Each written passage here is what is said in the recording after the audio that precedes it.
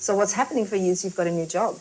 Yes. Yeah. So I start tomorrow at a full-time job. Right.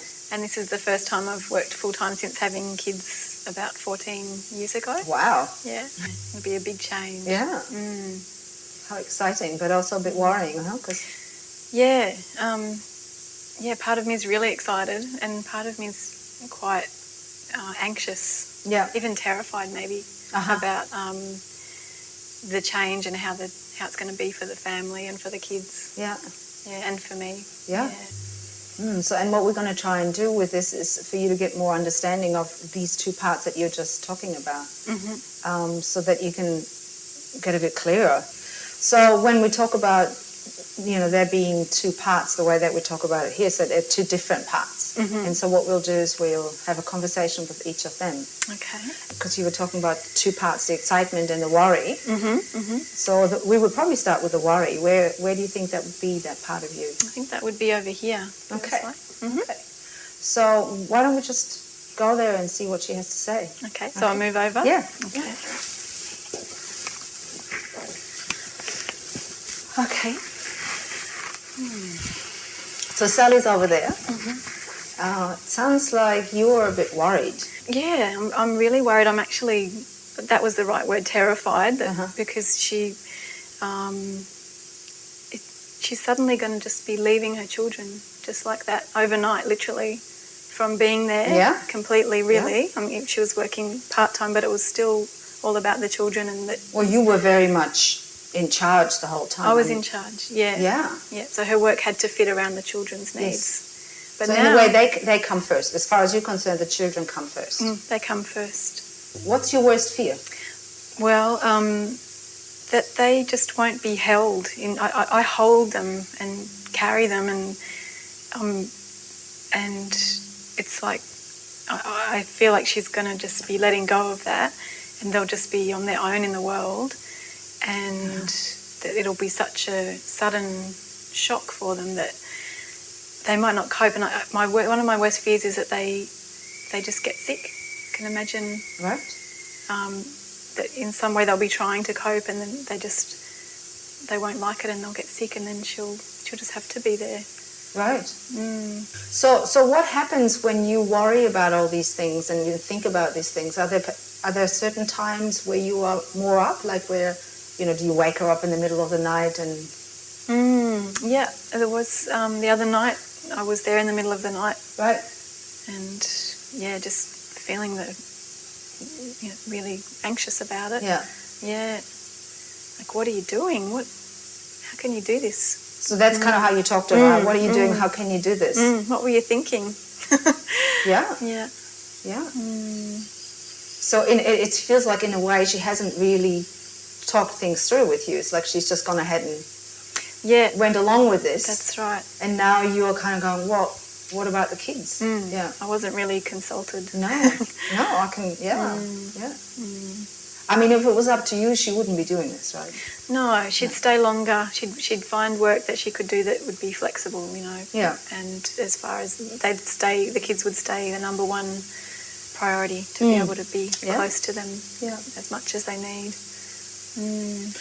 Is there something that she can do to make it less scary for you? I feel better if I know that the times that she is with them, if she really makes sure that it's really quality time. Sounds like it's good to be able to talk about your concerns. I feel kind of a bit relieved that she's listening to this and taking that on board. Okay, great. So let's go back to Sally. Okay.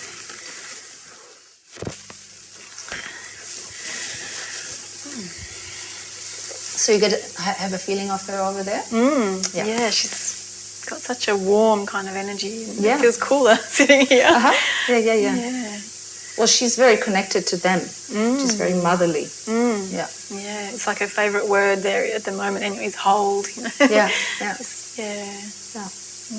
And in a way, you and her have been very connected, very close all this time for the last 14 years. That's right.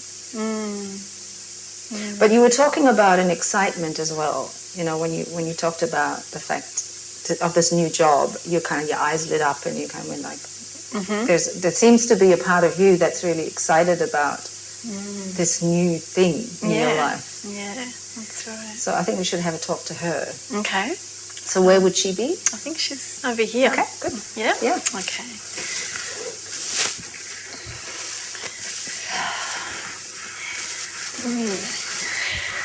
It's a bit different, isn't it? Yeah. Yeah. I can't wait to get away from the house. Yeah. Get out in the world. Yeah.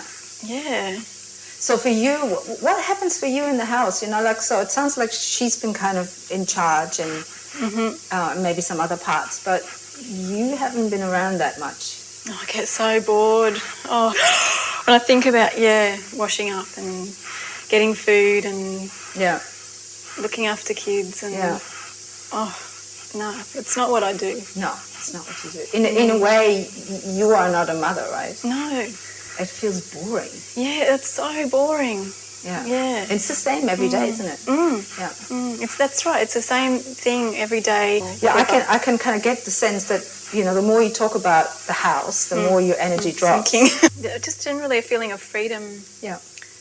Of just having to look after herself. And sure, she'll have the responsibilities of the job. And I have a sense that might be a slightly different part of her, the one that carries responsibility, because the moment we started to talking to you, responsibility isn't really a word that fits you. Okay, yeah, that's a bit more serious. It's a bit more serious. But I want to have fun. You want to have fun? Yeah, and I think the kind of work that she's moving into will, you know, I've made sure that it's going to be fun. Yeah.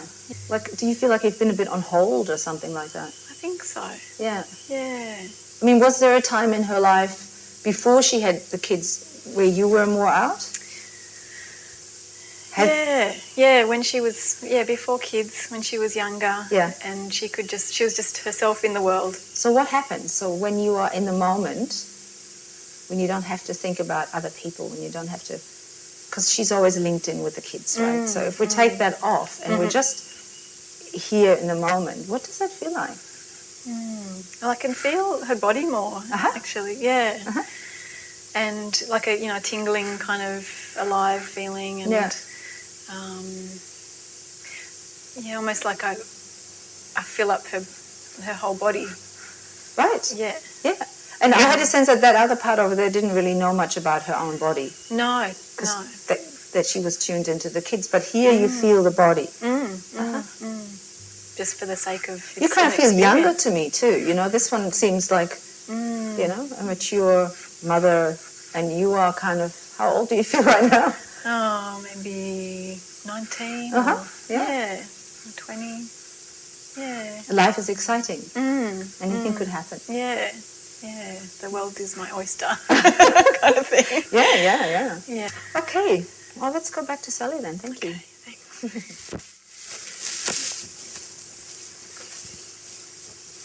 Okay.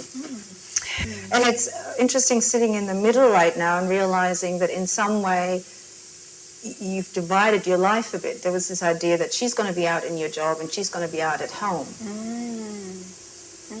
And what we're playing with now is the idea that what if you were able to mix these energies, that in either place that you're going to, you would have some of the other energy available.